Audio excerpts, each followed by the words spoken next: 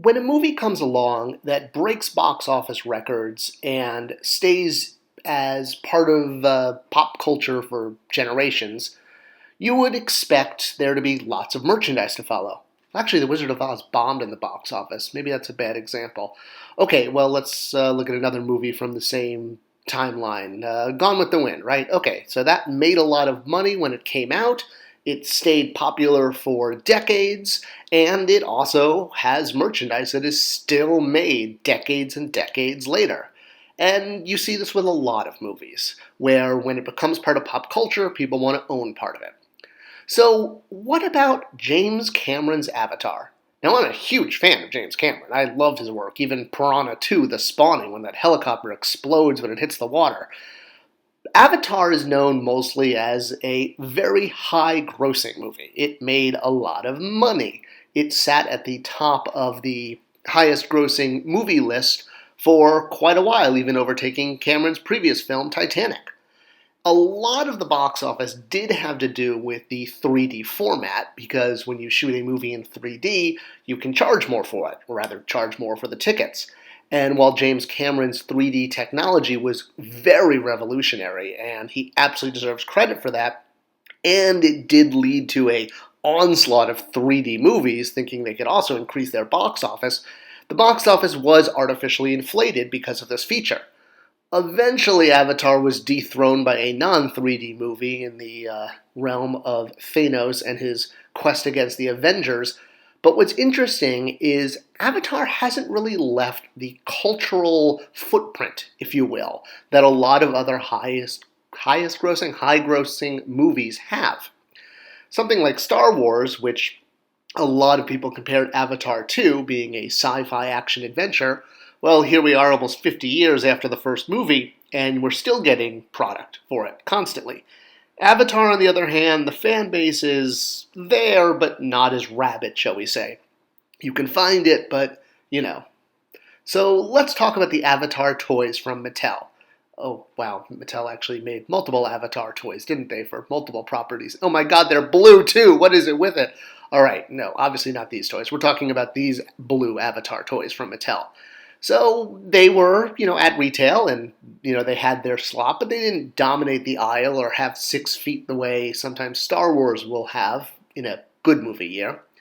And the packaging was very beautiful. It used that blue color scheme to draw your attention in the toy aisle that most other product lines at the time weren't using. They featured the characters in kind of a science-looking bubble, and they had both figures, they had vehicles, they had beasts, they had battle packs, they had Comic-Con exclusives. It was kind of all in. Mattel definitely supported this line with a huge amount of tooling, with the idea that this line was going to be evergreen and would continue year after year. Although I didn't work on the Avatar toy line directly, I was at Mattel at the time working on Matty Collector, and Matty Collector actually played a big role in inspiring Mattel to go down more of a collector route with all of the product.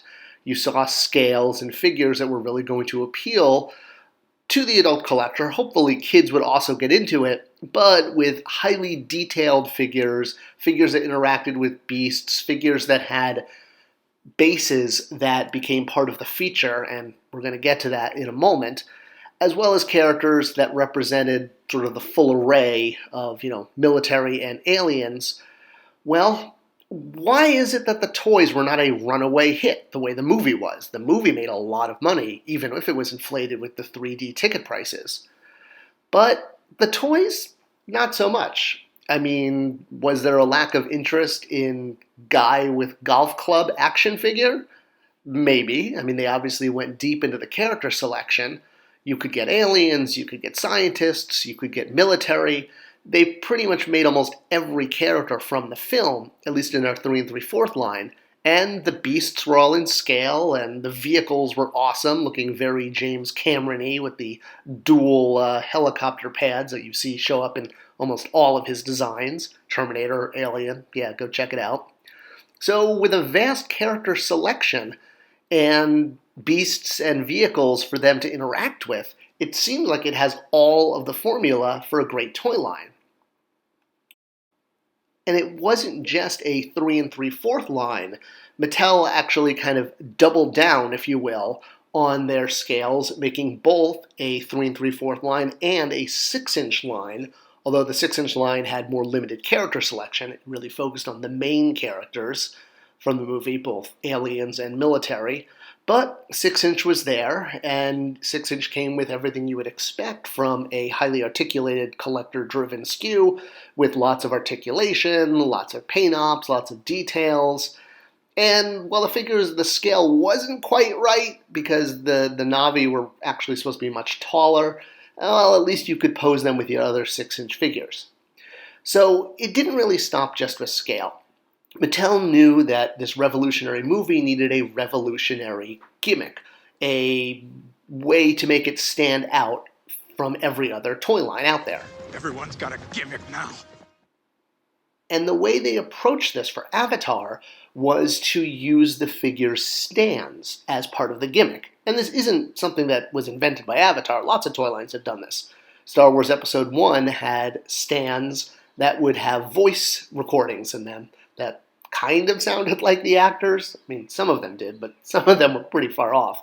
And, if you held the stand up to the sold separately ComTech reader, hey. So with Avatar, Mattel decided to go with augmented reality, really pegging it as the future of toys. And the way they did this was by using the, as mentioned, figure bases as the key component in order to incorporate this gimmick into the toy line. So quickly, what is augmented reality? It's basically when you hold a computer screen over a toy and on the screen you can see projected images. This has been done in educational toys, it's been done in fantasy toys, and a lot of companies at the time, not just toy companies, were seeing augmented reality as the new way that people were going to play. This was going to completely change play patterns, change the way kids interacted with toys, finally figuring out how to combine screens with toys. If we could just crack that code, it would solve everything and make toys good again. So the way Avatar in the Mattel line tackled this was you would take the bases, put them under a webcam, and then on their proprietary website, you would be able to use this feature. And the press was all over it, saying that everyone was going to want these Avatar toys because they were incorporating augmented reality, which was going to be the most amazing thing ever. And why it was neat, much like the 3D, and it was meant to pale with that, they brought out all the big guns, they brought it to trade shows, they brought it to industry shows, trying to show this off. You can see here a demonstration. So there's the augmented reality there of the mech suit walking around. It is neat, it's on a screen, it's not in reality, but and what the hope was much like the 3D technology of the film, the augmented reality was going to create this ooh-ah effect. Ooh-ah, that's how it always starts. But then later there's running and screaming. And that's kind of what happened. While it seemed like a good idea at the time to incorporate augmented reality, top-notch, state-of-the-art play, to go with a movie that was going to be using top-notch, state-of-the-art 3D technology, in the end, no one cared. No one used the bases. The number of people who logged on to the website and actually used these was minuscule. So you had that concept that was out the window. Then there was the fact that the line tried to really be a jack of all trades, kind of trying to be everything. So, yeah, we all know 3 3/4 is the go-to scale for a sci-fi franchise, right? If you do 3 3/4, especially if they're meant to work with vehicles, you're guaranteed success. Well, yeah, it worked with Star Wars, but as seen in the previous image with Star Trek, it's not a guaranteed success. And with 6-inch really taking over as the go-to collector scale, 3 3/4 is really not as popular these days as it once was. So the Avatar toy line was kind of becoming very thin slices of cake, where there was a little bit for this scale, a little bit for that scale. You kind of had too many scales, very similar to actually what happened with Star Trek.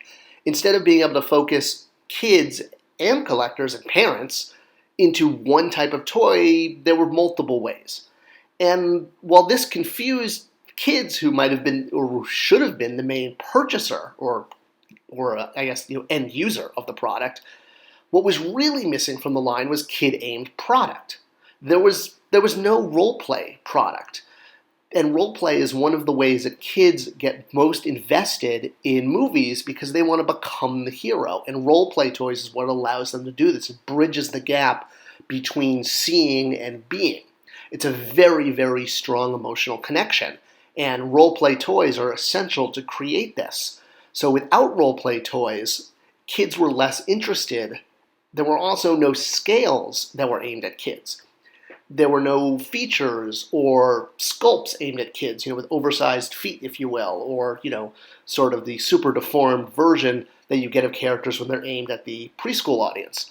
So without toys aimed at kids, and kids are the main consumer of toys, Mattel was basically all in with collector scale. And I do think Matty Collector success had a little bit to do with this, overestimating how many collectors were out there.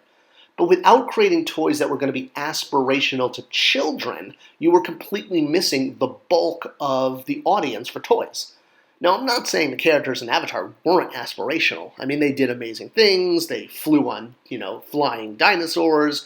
They had spears. There were girls. There were guys. Everyone did heroic things. It didn't, they were all awesome and cool. But you also had the military there. And the thing is, with kids and the military is seen as very, very aspirational to children. They look up to soldiers and they see them both as an authority figure and a natural hero, a real-life hero they can actually meet, since they can't actually meet Batman. The same thing happened with the movie Small Soldiers, and this was part of the marketing campaign where they kept this under wraps. In fact, it was even addressed in the movie, where kids are very attracted to military toys because they represent a hero that's actually in the real world, that's achievable. And the monster characters who in Small Soldiers, as far as the toy line and movie, were meant to be the heroes and were the heroes of the movie with the military being the bad guys, well, kids were less interested in the monsters. They wanted to actually play with the soldiers. The monsters looked like monsters. And even though the movie was supposed to be about not, judging a toy by its cover, if you will, if you look at traditional toy design, the humans are the heroes. The evil characters are usually demonic or beastly or somehow, animalistic. They're less human. And that's because kids can see themselves more as humans, and therefore the villains tend to be the strange aliens. So in Avatar, with these strange aliens being the heroes, being, these big, blue, tall, lanky archers that, jumped around in trees and flew on flying reptiles, yeah, it was cool on screen, but if you're a kid, are you more interested in these guys with bows and arrows jumping around trees, or do you want to drive this mech suit? Well, yeah, as a kid, the answer is pretty obvious. So when it turned out that the military were the bad guys, well, that made the toys way less aspirational, because kids want to play with military toys. Playing with aliens alone, sure, you've got Chewbacca, but he's one alien amongst other humans. When aliens are the main hero, well, you have a way less aspirational toy line and less kid interest, doubling down on the fact that the scales were a little all over the place, and this was not the movie Star Wars fans have been waiting for. And yes, I know this is a DVD cover for Titan AE, but they both had a very similar pitch that they were telling fans that, oh, finally a sci-fi movie, just like Star Wars. It's the next Star Wars. Believe me, that was how Avatar was pitched. So was Titan AE. So all of that kind of added up to a great experience at the box office. The 3D was amazing, but it was much more like a traveling circus that would come to town. And hey, you'd go, and then you were done. It didn't stick around, the characters weren't aspirational, and kids were not into it the way they are for, other more aspirational brands. So with Disney tripling down on multiple Avatar sequels in the pipeline, it remains to be seen. Will Avatar make a comeback? Well, they better be more aspirational. I hope you enjoyed this video. If you did, please do share it with others. It tells YouTube to keep sharing it, and that's what it's all about, sharing fun toy knowledge. Thanks for watching, and I'll see you in the next one. Toy Guru out.